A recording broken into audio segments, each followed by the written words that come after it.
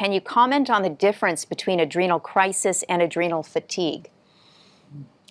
Yeah, I get asked a lot about adrenal fatigue. And let me backtrack a little bit and explain what adrenal crisis is. So, adrenal insufficiency is a condition where the pituitary that regulates the adrenal gland to produce cortisol, and when there's a reduction in cortisol production from the adrenal gland, that is what is called adrenal insufficiency.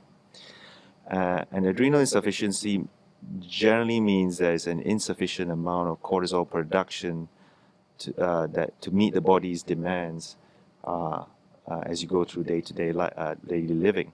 And that's why in patients with adrenal insufficiency, they are replaced with steroid hormone replacement.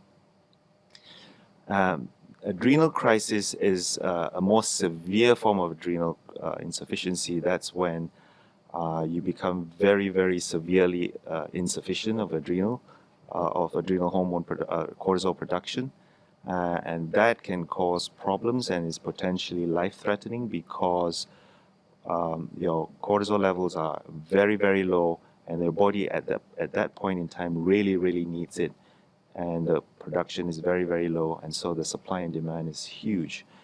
And at that time, patients can complain of dizziness, lightheadedness, low blood pressure, low blood sugars, and that is potentially life-threatening.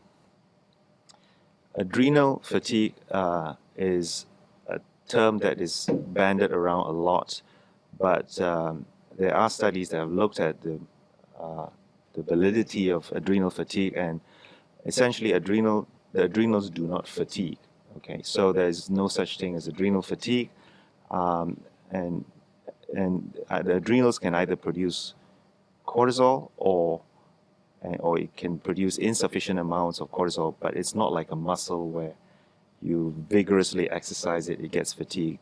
So we generally don't use the term adrenal fatigue in the medical community because it's not a very well validated condition.